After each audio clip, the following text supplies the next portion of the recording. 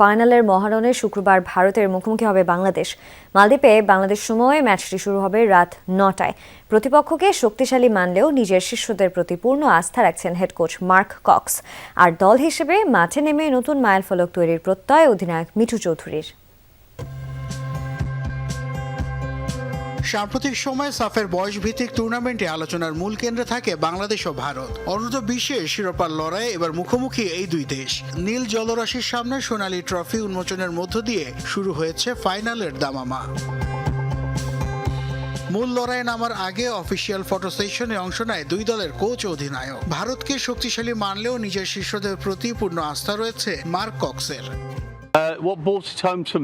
ভারত নিঃসন্দেহে খুব ভালো দল, নিজেদের যোগ্যতা প্রমাণ করেই ফাইনালে এসেছে তারা। তবে দল হিসেবে আমরাও বেশ ভারসাম্যপূর্ণ। আশা করি প্রতিযোগিতামূলক ফাইনাল উপভোগ করবেন ভক্তরা। ভারতের বিপক্ষে ফাইনালকে ডু অর ডাই বলছেন বাংলাদেশ দলের অধিনায়ক মিঠু চৌধুরী। বলা যায় ডু অর ডাই। সো আমরা প্রস্তুত। আমি আগে কোনো কিছু বলতে চাই না, আমি ট্রফির পরে সব কিছু বলবো। তো এতটুকুই আপনাদের কাছে বলতেছি, দেশবাসীর কাছে আমার বলা, আপনারা আমাদের জন্য জাস্ট দোয়াটা করেন। প্রথম ম্যাচেই নিজের জাত চিনিয়েছেন রোনান সুলিভান, আর সেমিফাইনালে তার ভাই ডেকলান সুলিভানও দেখান নিজের পারদর্শিতা।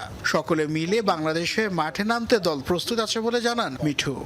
রোনাল আছে, ডেকনাল আছে, ইব্রাহিম আছে এবং কি আমার লোকাল প্লেয়াররাও আছে। সবাই এক। আমি সবার কাছে আশাবাদী করব সবাইকে সমান চোখে দেখা হোক। সবাই ফুটবলার, সবাই নিজের পারফর্মটা বেস্ট করে। এখানে সবাই বেস্ট দিতেছে। কোচ যাকে মনে করতেছে যে এ খেললে বাংলাদেশের জন্য বেস্ট হবে, সে এখানে খেলতেছে। প্রতিপক্ষ যখন ভারত, তখন নিজেদের সেরাটা দিতে আরও একবার মুখিয়ে টিম বাংলাদেশ।